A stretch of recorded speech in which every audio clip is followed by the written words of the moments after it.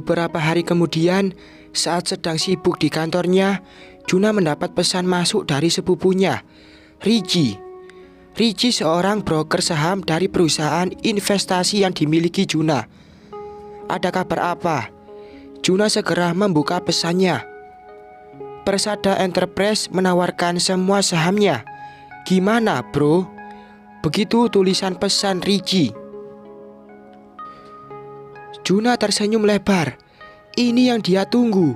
Selama ini, diam-diam Juna sudah memiliki 49% saham di Persada Enterprise, salah satu perusahaan pengiklan terkemuka di ibu kota, milik Niki. Juna membeli saham perusahaan Niki melalui broker saham dengan bendera perusahaan investasi. Sekarang, Niki benar-benar bangkrut. Dia menjual semua saham miliknya. Juna tertawa dalam hati. Beli semuanya. Begitu pesan balasan yang dia tulis untuk sepupunya Riji. Juna menaruh ponsel di meja. Hatinya gembira. Saatnya membuatmu menyesal.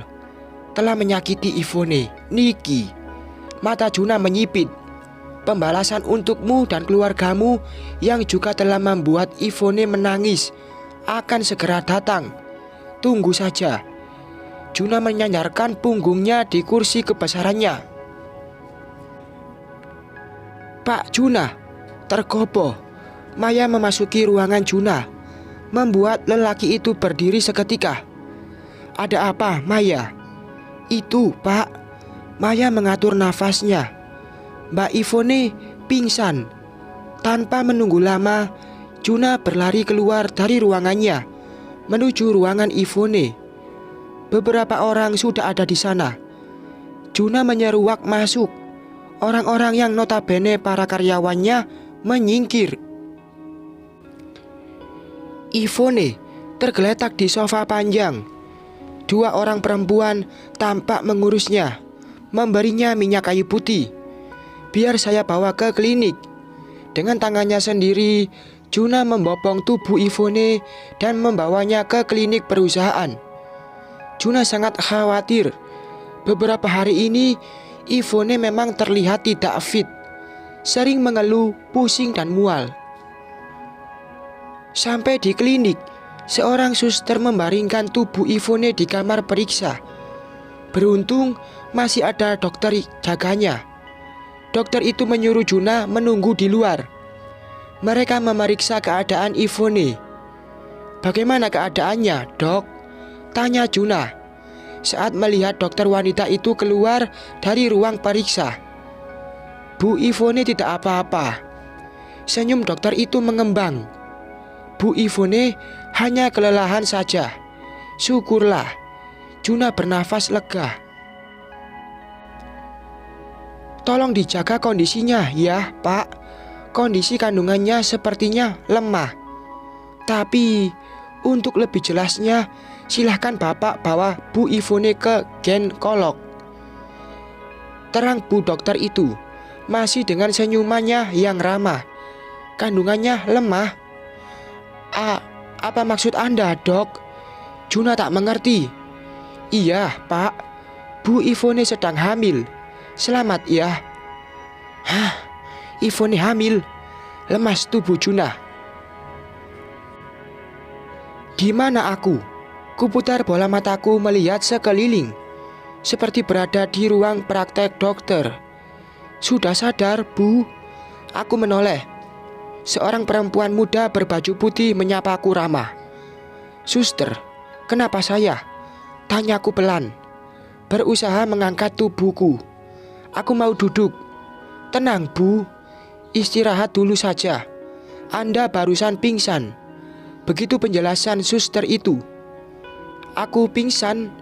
Seingatku, aku tadi sedang mengerjakan laporan keuangan akhir bulan di kantor. Saya panggilkan suami Anda, ya, Bu. Perempuan berbaju putih itu keluar ruangan. Suamiku, dahiku mengernyit. Apa Mas Niki ada di sini? Kok bisa? Agak susah. Karena masih lemas, Aku berusaha duduk di tepi dipan periksa ini. Suara langkah kaki mendekat. Dadaku berdebar. Benarkah dia Mas Niki? Tubuhku menegang. Juna, Ivone, sudah sadar? Juna mendekat. Kepalaku menyamping, mencari sesuatu di balik punggung Juna. Gak ada siapa-siapa. Kenapa, Von? Enggak, aku menggeleng. Aku sakit apa? Ku tatap sahabatku yang baik hati ini. Juna malah diam. Dia menatapku aneh. Tentu saja, aku jadi bertanya-tanya. Juna, ku sentuh lengan lelaki di depanku ini. Juna sedikit terkejut. Bibirnya tersenyum tipis. Gak apa-apa, Von. Lo cuma kecapean, sahutnya.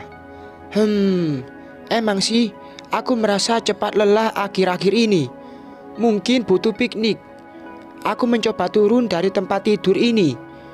Juna memegang lenganku, kemudian menuntunku berjalan keluar.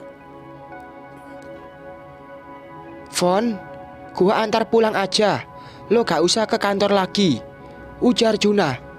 Tapi kerjaan gua belum selesai. Gak apa-apa, potong Juna cepat. Lo istirahat aja. Juna mengantarku sampai di apartemen. Dia gak bisa lama-lama karena harus balik lagi ke kantor.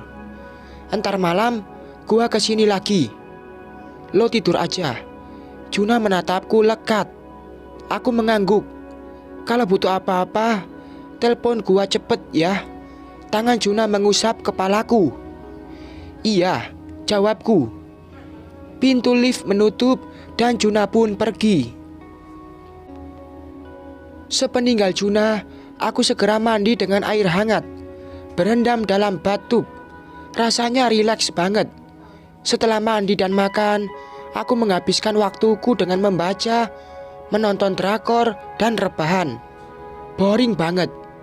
Gak terasa waktu berjalan. Udah lepas maghrib aja. Aku kembali duduk dan menonton televisi. Pintu lift terbuka. Juna yang datang. Aku menoleh.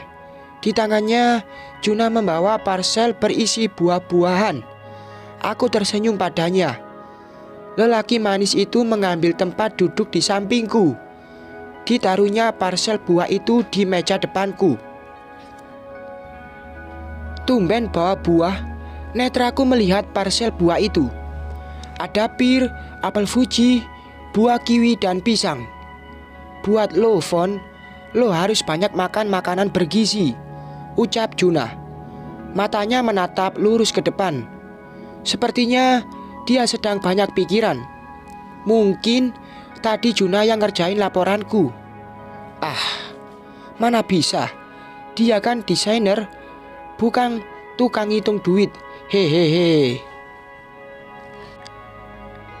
Juna membuka tasnya, mengeluarkan beberapa obat-obatan, kemudian memberikannya padaku. Aku yang bingung, menerima saja. Ini vitamin sama tambah darah, Von. Lu minum ya, biar kuat, kata Juna datar. Alisku menaut. Sejak kapan Juna peduli dengan memberiku vitamin dan obat? Yang ada, kalau memang aku ini sakit kurang darah, misalnya, pasti Juna akan langsung mengajakku makan sate kambing. Lo aneh deh, Jun. Mataku melirik lelaki yang sedang terdiam di sampingku ini. Kenapa? Juna menoleh sekilas. Gua gak butuh obat. Gua pingin es krim. Sungutku. Kulipat kedua tangan di dada. Lengan Juna merangkul pundakku, menghela nafas sebentar. Ayo, kita beli es krim, katanya. Yeay. Aku berdiri dan cepat masuk ke kamar, berganti celana panjang skinny dan memakai blus tunik tanpa lengan, dan menyambar tas mungil milikku. Keluar kamar, Juna masih duduk di depan televisi. Aku mendekat. Von, jangan pakai celana yang ketat dong. Kasian. Juna melihat celana model skinny yang membalut kedua kaki jenjangku. Emang kenapa? Siapa yang kasihan? Tanyaku heran. Biasanya Juna gak pernah protes dengan penampilanku. Dia selalu memuji aku pantas pakai baju model apapun. Anu Von, ganti yang gombrang aja, lebih cocok. Juna melihat perutku. Aneh nih orang. Enggak udah begini aja. Ayo. Aku berjalan mendahului Juna. Baru kali ini aku dikomentari tentang penampilanku. Aku gak suka. Sampai di supermarket, Juna juga bertingkah aneh. Dia menggandeng tanganku terus. Sedikit-sedikit nanya, capek enggak? Gitu terus. Von, beli susu yuk. Juna menarik tanganku. Heran lagi aku tuh. Juna gak doyan susu. Katanya kayak anak kecil kalau minum susu. Nah sekarang mau beli susu. Tapi biar deh, aku ngikut aja. Juna membawaku ke los susu. Aku bertambah heran saat melihat deretan susu yang terpampang di rak. Itu susu ibu hamil semua. Aku masih diam. Juna mengambil 2 kotak susu rasa stroberi berwarna pink dan menaruhnya di keranjang belanjaan. Jun, itu kan susu ibu hamil. Buat siapa? Tanyaku sambil menunjuk keranjang belanjaan. Buat lo, Von. Juna meringis, menatapku. Wajahnya aneh. Maksud lo? Aku mendelik. Maksud gua susu buat perempuan gitu, Von. Kepala sahabatku itu mengangguk. Ih, gua nggak hamil. Ku ambil 2 kotak susu dari keranjang dan ku taruh lagi ke tempatnya. Otak Juna ini sudah geser apa ya? Aku tuh nggak hamil. Dibeliin susu hamil. Sumpah, mau marah. Berjalan cepat, aku meninggalkan Juna. Aku tahu, lelaki itu mengikutiku. Entahlah, aku juga merasa sensitif. Kesalahan sedikit saja bisa menyulut emosiku. Di dalam mobil, saat perjalanan pulang, aku diam saja. Masih kesel sama Juna. Pria itu menyetir dengan diam juga. Sesekali matanya melirik padaku. Aku membuang pandangan keluar jendela. Von, maafin gua ya. Aku bergeming. Bisa-bisanya dia memberiku susu hamil. Saat ini aku perempuan yang sedang tidak ingin hamil. Dulu saat masih bersama Mas Niki, aku sangat mengharapkan untuk cepat hamil. Tapi sekarang aku bersyukur tidak hamil dengan laki-laki itu. Bersambung.